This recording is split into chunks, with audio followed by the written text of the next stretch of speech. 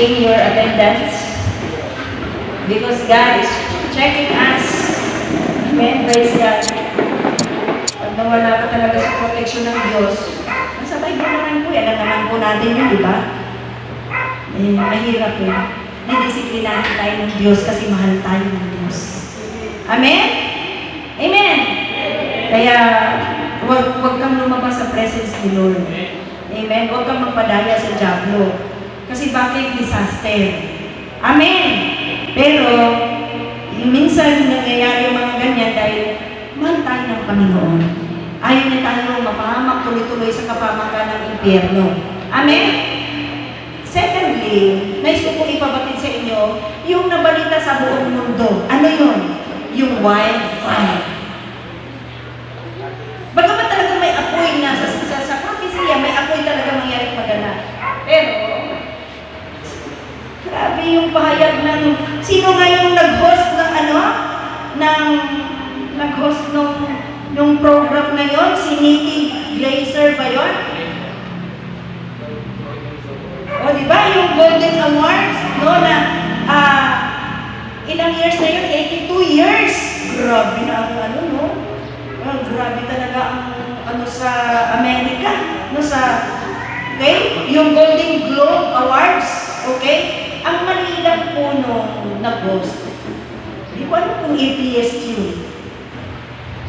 Kasi bakit siya ganun? Ang sabi niya, God, creator of the universe, zero mention. Tapos, nung minention niya yun, sabay tawa ng maraming tao. Blasphemy, they are mocking God. And after 2 days, nagsimula po ang wildfire. At hanggang ngayon, LA, ang Hollywood Hills ay burning in fire. At meron na pong 200,000 families nag-evacuate to leave their homes. Ang gaganda nun. Pati po yung artista na icon sa Amerika, sino yun? Sino yung icon na yun? Sa Amerika, na si Paris Hilton, hindi nakaligtas. Yeah? Diba? Sa Hollywood. Puro artista, kaya gaganda, mga mayayaman doon. Tapos, ang sabi nung, yung host na yun, ang sabi niya, there is no, anong sabi? Natandaan yung sinabi niya, napanood niyo yung sinabi niya, there is no surprise in this godless town. Sabi niya, there is no surprise in this godless town. Tawa-tawa mga tao. Napakahirap.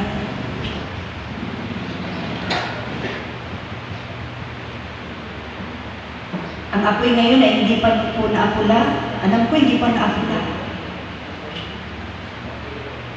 So, pinatunayan lang po ng Diyos ang kanyang kapangyarihan. Naalala ko tuloy yung Pharaoh, yung Parao, sa Exodus, doon pong nakikiusap si Aaron at saka si Moses na palalayain niyo yung bayan ng Diyos kasi magpipiesta sila para sa Panginoon.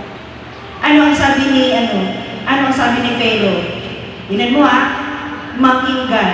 Itong salita, ang sabi niya sa chapter 5 ng verse 2. Ngunit sinabi ng Paraon, sino ang Panginoon na aking papakinggan ang kanyang tinig upang pahintulutan kayong umalis?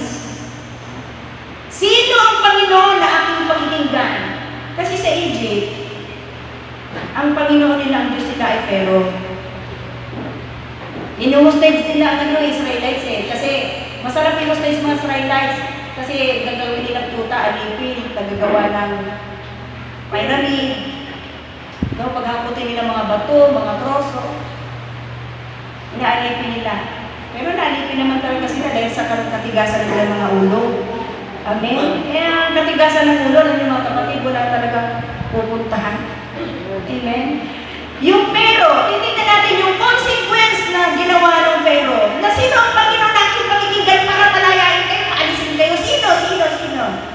Wala siyang kinikilala ng Diyos. Anong consequence? Ang daming plagues na dumating sa Egypt. 10, di ba? Sa last, nagkamatayan ang lahat ng mga panganay na anak, ng alipin, ang pero, ng panganay ng mga hayop, nagkamatayan sila lahat. At maraming salot ng langaw, palaka, ang daming salot na dumating, nagdilim sa kanilang bayan, pero sa lugar ng Israel, wala. Sa Gosen, hindi nagdilim. 10 plagues po yung salot ang dumating. Kasi itong pero na ito, walang kinikilalang Diyos. He is mocking God. At na-remember nyo, ang bayan ng Diyos nalipusta na. Nagmamayabang siya kasi ilang feet tall ba si Goliath, di ba? I think 9 feet tall siya. Di ba? Siyempre, no? Higante, no? Yung 6-footer na, ang tangkad na, 7, 8. Grabe. Higante. Dahil nagmamayabang siya, dahil malaki siya, makisig siya, at matangkad siya, ang tingin na lang niya talaga sa mga tao, gano'n na lang kaliit. Kaya may hirap pang liliit sa tao eh. Tapos ang kanyang minamaliit ay ang bayan ng Diyos. Tingnan mo anong nangyari sa kanya. Si David lang ng liit-liit. Nag-aalala, nagpapasto ng mga tupa ang tumalo sa kanya. At wala pang uniform.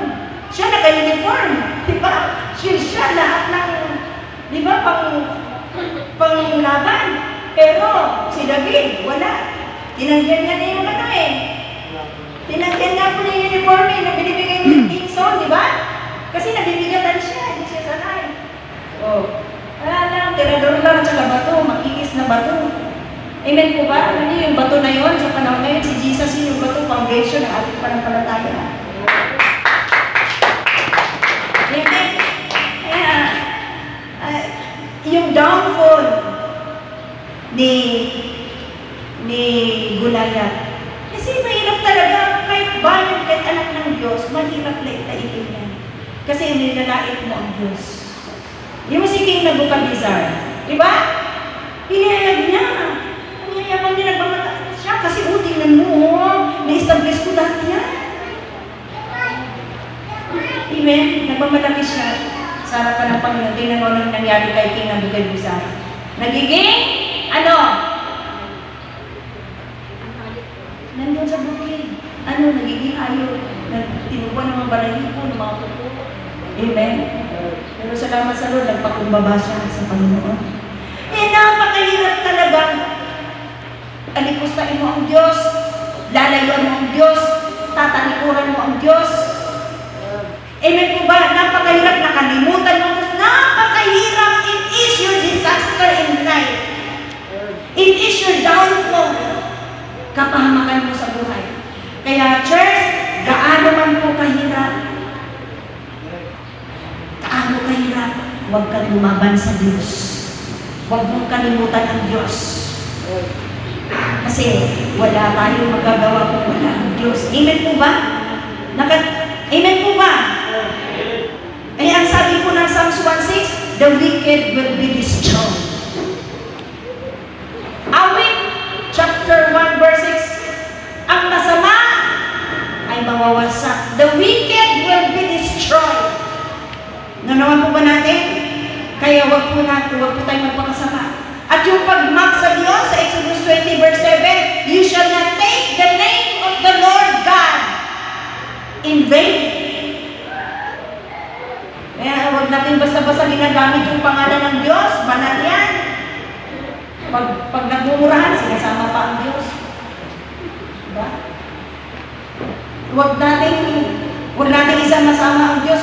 Pag nagchichismisan, sinasama pa ang Diyos. Huwag po natin, do not use, you shall not take the name of the Lord your God in vain. At ang sabi sa Proverbs 14 verse 1, a fool mocks at wisdom. Ano naman po natin ang wisdom, ang karunungan, si Jesus yan. Amen po ba? Pati karunungan, pati aral na galing sa Biblia, huwag mong imakyan, huwag mong tanggihan. Huwag mong parang, di ba? Iniismiran mo, hindi mo pinagpapansin, huwag natin gawin. Amen? So, tingnan mo si Judas. Si Judas, di ba? Binitray niya si Jesus. Ano nangyari kay Jesus? At kay Judas. Ano? Ayun. Nagbigti. At nung hindi na kayang hawakan ng lupit yung katawan niya, minagpos, sumampulat yung tiyan. Yung bituka mo, yung tiyan pumutok, lahat ng labang loob. Sumabalat. Wala na nagagamit. Wala. See? Church, meron na tayong mga lessons na mapagbasihan na totoo ang Biblia.